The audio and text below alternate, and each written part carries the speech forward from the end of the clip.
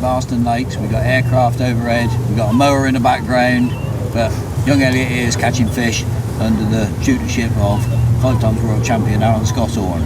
He's fishing a method feeder at some considerable distance, and it's looking quite efficient. What do you call it, Elliot? Anything exciting? Yeah. Oh, right on cue. Yeah. You couldn't do any better than that, could you? Couldn't be any better. No, you didn't believe me when I said I got him that, did you? I know. What do you think then, Elliot? F1, I think. An F1, not a bream? Yeah, I think this one's an F1. Yeah, it's been really good, Peter, to be honest. We started off really slow because, you know, it's not the best area of the lake, this, and what we've tried to do, there's 2 posts in the distance that's slightly off to the left-hand side of the peg, and what we've done, we've searched around with a bomb to start with, just put a bomb onto the equipment. I can't find it at the minute, but it's there, look. Just chucked it out, and when it hits the floor, because it's shallow, it sticks in the bottom if it's silty, and you can pull on the rod and you can feel that the bomb's actually stuck in the bottom. Right.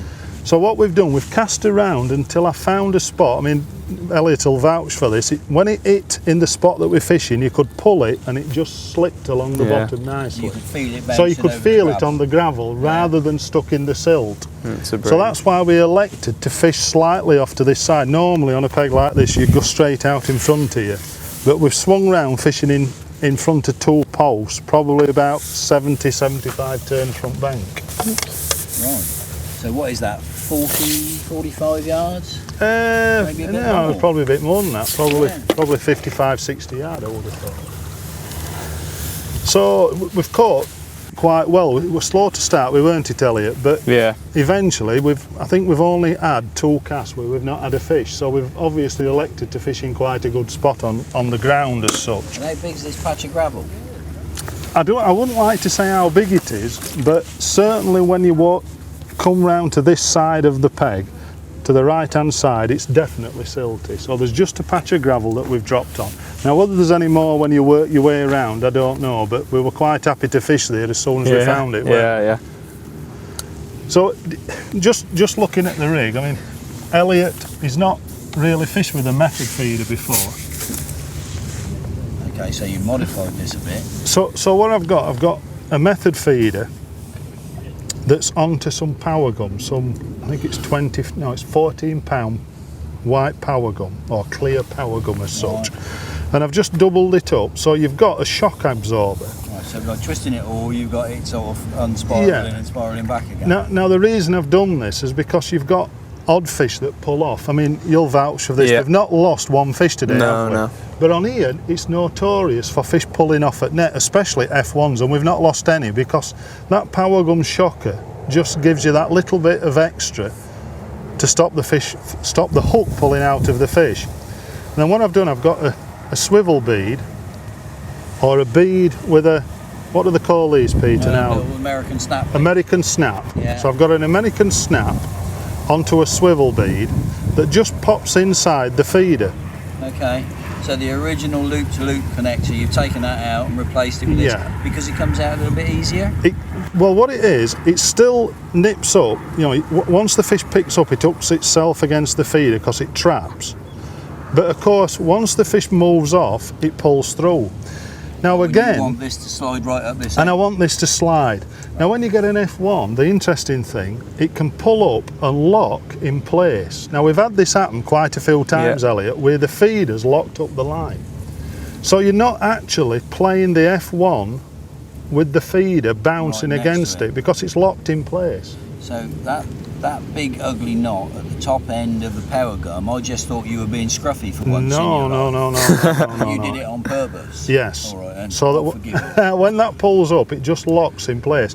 And how many times have you wound back? You've wound back quite a few times. Almost every time. The line. Yeah. Okay, interesting. And of course, then just a 4-inch hook length and a B911 extra strong, just to 020, and a pellet or a boilie. Right. To be honest, hook bait's not seem to be so important. We've caught on boilies, we've caught on just a banded pellet. Yeah. But Now that's a difficult cast in a crosswind. You're going to have a go at this. You're going to stand up, give it some air, and see if you can hit that spot. I You're can on try. camera, there's no pressure. I can try. Now the other bonus to this as well, Peter, you can have several feeders rigged up, and you can just off-clip the American snap, is it? Yeah, American snap. No, I'm not sure. Yeah, they're all right. They're not the most efficient. Yeah, but you can off-clip the American snap and just clip another feeder back on. So you can set up, what I've been doing today is setting up like 3 feeders filled up with bait. Yeah. So if you make a wrong cast, you can immediately pick another feeder up and cast again. So you're going to have a go? Go for it. Yeah. We'll edit it out if it pigs it. No, we won't. Hang on, I'll just have to shift this microphone because it'll fall down. It'll be alright. It'll be alright. Just wind it up a fraction more. Right, so just let the rod come through and cast at the marker in between the 2 posts. A little bit more air to it. Quite high, and you'll find it goes the distance easy. Don't be frightened of it. You won't break the rod, Elliot, just go for it.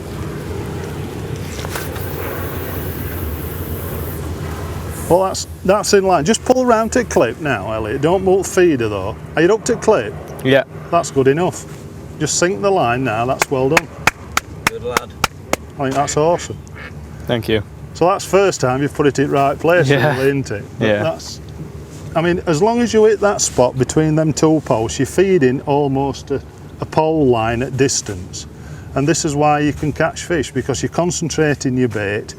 We already know that a method feeder is the perfect equipment for catching fish, because I've showed Elliot how it breaks down in water. What I've done, I've got a tub of water and put the feeder in, and you can see the pellet come to the top of the bait as it starts to break down, and it's just the perfect way to catch them. And that's the method feeder. And you ain't fished this before, Elliot? No, I've never It's a fished deadly this. system, it really is.